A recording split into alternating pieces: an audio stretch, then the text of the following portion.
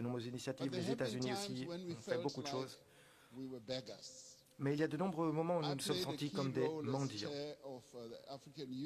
Moi, j'ai joué le rôle clé de président de l'Union africaine pendant la Covid et nous avions vraiment l'impression d'être des mendiants au moment de la disponibilité des vaccins, quand on avait besoin d'accéder à ces vaccins. Parce qu'en fait, les pays de l'hémisphère du Nord avaient acheté tous les vaccins du monde et ils les gardaient. Mon intervention sera un peu différente des autres. J'espère que vous me pardonnerez pour cette manière inattendue de vous parler. Bienvenue à une nouvelle vidéo sur votre chaîne Coran TV. Le continent africain était fortement représenté au sommet pour un nouveau pacte financier mondial, qui s'est tenu à Paris le 22 et 23 juin 2023. Le président français, Emmanuel Macron a invité ses pairs pour échanger sur les répercussions des multiples crises climatiques qui touchent notamment les pays les plus vulnérables et le financement nécessaire pour faire face à ces crises. Durant les échanges, les chefs d'État africains ont mis l'accent sur la restructuration de la dette, la refondation du système financier international défavorable, et la nécessité de privilégier l'investissement et non les dons pour l'Afrique. Mais contrairement au passé, les chefs d'État ne sont pas arrivés à Paris avec leur langue dans la poche. Ce qui a donc attiré l'attention de votre chaîne, c'est la franchise avec laquelle les chefs d'État du continent ont évoqué le mauvais traitement qui leur sont souvent réservés ou le non-respect des engagements par leurs amis de l'Occident. Comme disait un ancien président français, si la vérité blesse, c'est la faute de la vérité. Dans cette vidéo, suivez les chefs d'État du Ghana, la République du Congo, de l'Égypte, de la Zambie et l'Afrique du Sud s'adresser aux participants sans langue de bois. Merci, Monsieur le Président Macron. J'aimerais juste faire deux commentaires rapides. L'année dernière, nous étions déjà ici pour une autre conférence sur le financement et les décisions cruciales prises l'année dernière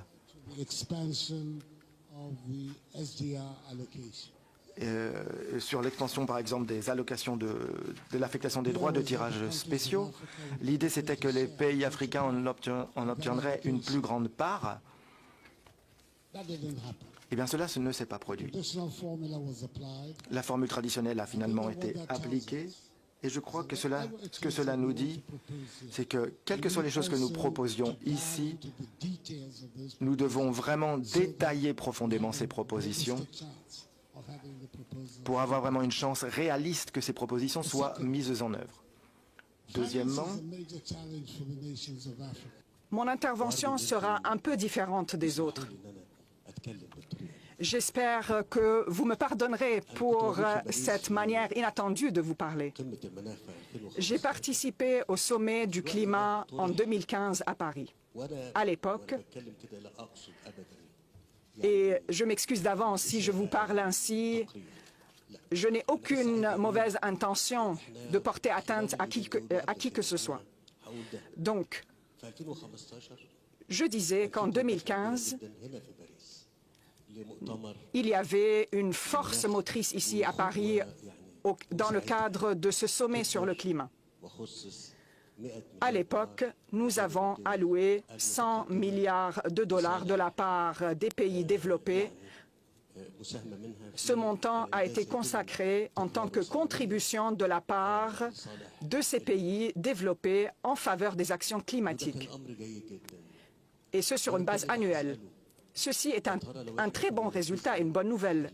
Mais je me demande aujourd'hui, avons-nous tenu cette promesse de 100 milliards de dollars lors des 7 années qui se sont écoulées depuis 2015?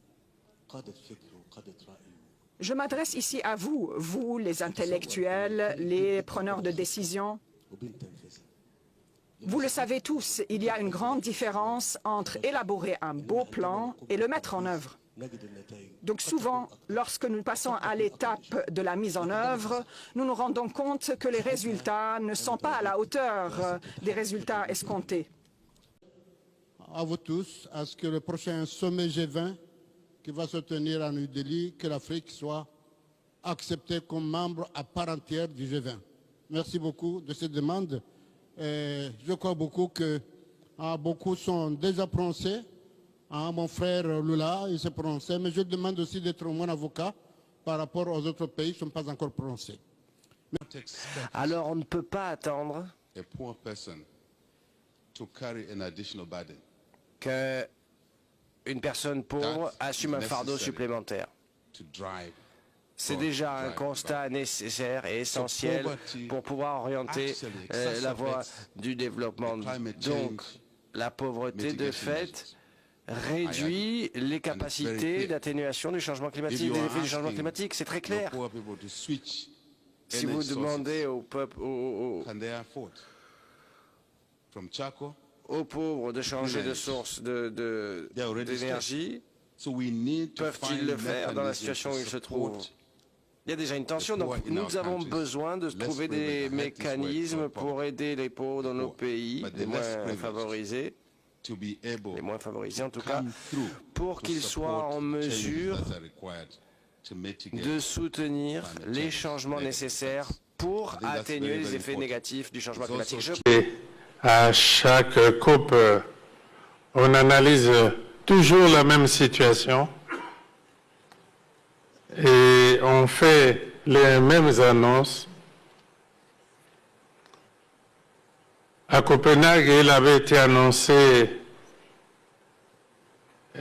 100 milliards de dollars par an pour les pays pauvres et on n'a pas vu cela venir. Et donc, je pense que aujourd'hui, nous sommes à la croisée des chemins et il va falloir aller vers des actions concrètes. Beaucoup, Monsieur le Président Macron. J'aimerais commencer en disant au Président Lula de ne pas se préoccuper lorsque nous aurons la réunion des BRICS. La question des devises est vraiment une priorité absolue de notre agenda. Nous en parlerons. Monsieur le Président Macron, j'aimerais commencer par un point très positif. En termes de ce qui se passe ici, eh bien, il y a un consensus qui se dégage parmi tout le monde, selon lequel nous devons vraiment lutter contre le changement climatique et la pauvreté, qui sont étroitement liés. Et donc il est important d'avoir une approche équilibrée pour lutter contre ces deux problèmes. Et nous reconnaissons aussi que nous avons besoin de capital, de suffisamment de capital pour lutter contre les nombreux défis qui accablent les pays du monde, surtout les pays en développement. Et nous sommes d'accord aussi sur le fait que nous avons besoin de davantage de coopération, de coordination entre les banques multilatérales de développement et le secteur privé, de manière à ce qu'il n'y ait pas de fragmentation, un sujet qui a été récurrent ces 2 derniers jours. Et ce qui est vraiment important pour nous, surtout, c'est qu'un solide consensus se dégage sur la réforme de l'architecture financière mondiale. Car sans cette réforme,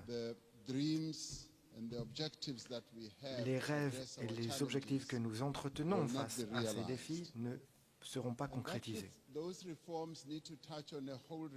Et ces réformes doivent toucher un vaste éventail d'aspects. M. Mo Ibrahim, hier, a mentionné quelque chose qui pourrait nous paraître insignifiant, c'est que les conseils exécutifs des institutions multilatérales ne sont pas constitués par des administrateurs indépendants, c'est plutôt des personnes internes ou des actionnaires. Donc pour nous, ça, c'est une réforme importante. Il faut aussi se pencher sur les questions de la répartition des droits de tirage spéciaux.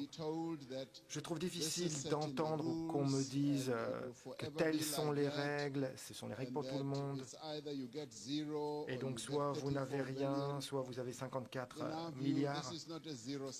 Selon nous, il ne s'agit pas d'un jeu à somme nulle, c'est un jeu dans lequel chacun doit être traité de manière équitable. Et il y a donc un besoin de réformer cet aspect-là aussi. Autre chose importante pour que tout cela se produise,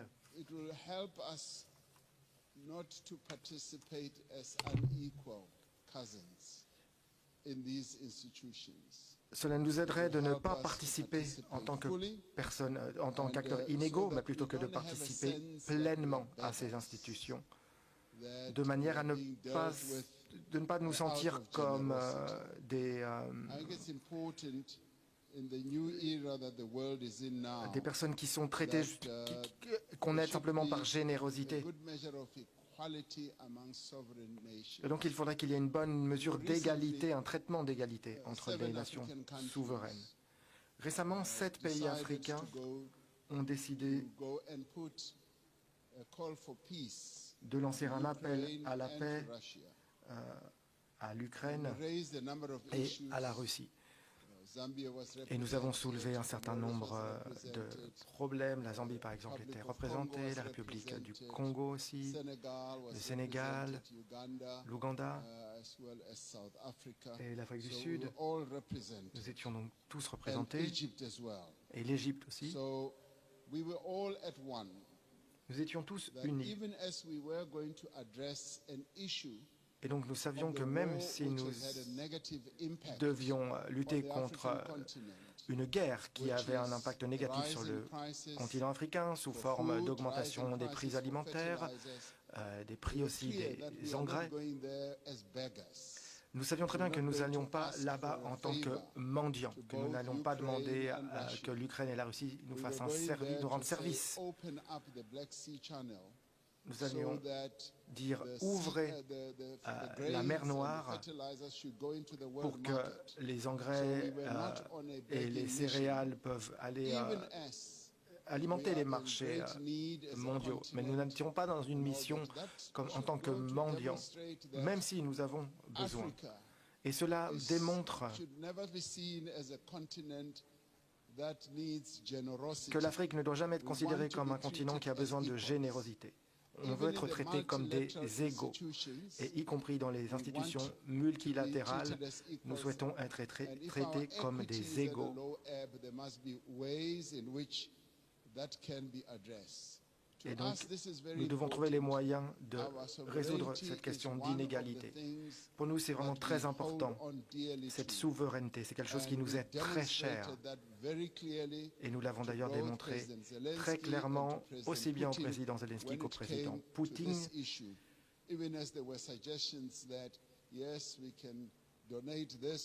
Même s'ils ont suggéré non, mais nous pouvons vous donner ceci, ou nous pouvons donner cela.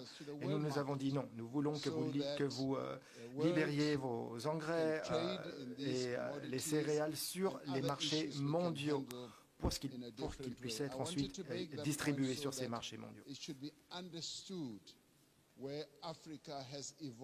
Donc il est important ici de bien comprendre le niveau auquel l'Afrique a évolué. Aujourd'hui, nous voulons être des acteurs clés sur la scène mondiale et aussi des acteurs clés sur les marchés financiers et dans les banques multilatérales de développement. Donc voilà, ce sont les aspects positifs.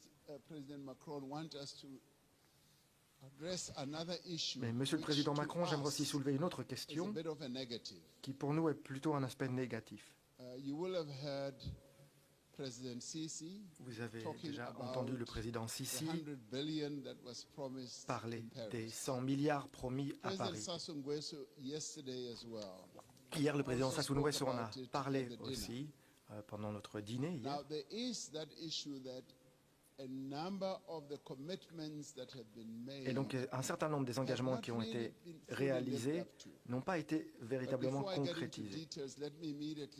Mais avant de donner plus de détails, j'aimerais vous dire quand même que nous reconnaissons qu'il y a de nombreuses initiatives qui ont été mises sur la table et que beaucoup de pays ici ont agi. Par exemple, l'Allemagne a vraiment fait déployer d'immenses efforts pour mettre en place de nombreuses initiatives. Les États-Unis aussi ont fait beaucoup de choses.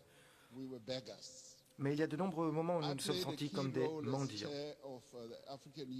Moi, j'ai joué le rôle clé de président de l'Union africaine pendant la Covid et nous avions vraiment l'impression d'être des mendiants au moment de la disponibilité des vaccins, quand on avait besoin d'accéder à ces vaccins. Parce qu'en fait, les pays de l'hémisphère du Nord avaient acheté tous les vaccins du monde et il les gardait. Il ne voulait pas les libérer à un moment où nous en avions besoin le plus. Et nous nous sentions comme des mendiants. Et nous avions l'impression parfois que c'était juste des miettes que nous allions recevoir. Et pour être honnête, cela a vraiment généré beaucoup de... Nous étions plutôt... Nous n'étions pas contents de cette situation. Il y a eu d'ailleurs beaucoup de résistance lorsque nous voulions recevoir des vaccins. Et on se demandait, mais qu'est-ce qui est plus important? C'est la vie ou les profits face aux compagnies pharmaceutiques? Et cela aussi a créé beaucoup de ressentiment et aussi de déception de notre côté. Car nous avions vraiment l'impression que la vie des pays du Nord était beaucoup plus importante que la vie des pays du Sud. Et ce sont des questions auxquelles il faut s'attaquer. Et je suis heureux que nous soyons tous réunis ici, car nous pouvons vraiment nous attaquer véritablement à ces questions en profondeur. Donc je reviens sur les promesses qui ont été faites. Le chancelier Schulz a dit, par exemple, que nous devons joindre le geste à la parole. Et c'est vrai, oui, nous voulons que les promesses se concrétisent. Le président Sassoon hier a dit lors du dîner 100 milliards de dollars ont été promis chaque année. Mais il disait aussi qu'il ne les a jamais vus. Et nous sommes nombreux ici à pouvoir témoigner que ces 100 milliards de dollars n'ont jamais été vraiment mis à notre disposition. Et c'est donc une question à laquelle il faut s'attaquer, car parfois je suis dans ce genre de conférence comme aujourd'hui, on entend qu'il y aura telle ou telle somme qui sera mise à notre disposition, et nous vous croyons. Nous vous croyons, mais il faut maintenant qu'il y ait vraiment des actions concrètes qui soient prises. Et si je vais vous parler de quelque chose de très pratique, le président Sassou Nguesso aussi l'a mentionné hier, il a dit donc qu'il serait heureux qu'à l'issue de ce sommet, il y avait des actions pratiques prises sur la question des infrastructures. Car 600 millions de personnes en Afrique, par exemple, n'ont pas accès à l'électricité. Et pourtant, nous avons toutes les ressources nécessaires pour produire de l'électricité, en particulier dans la rivière, le bassin du Congo. Et il y a des plans pour bâtir différentes stations hydroélectriques qui pourraient générer 17 millions de gigawatts. Et donc, il s'est exprimé en faveur de cette proposition. Et donc, et moi aussi, je suis d'accord avec cette proposition pour prouver donc que ces sommets ne sont pas seulement des occasions juste pour parler.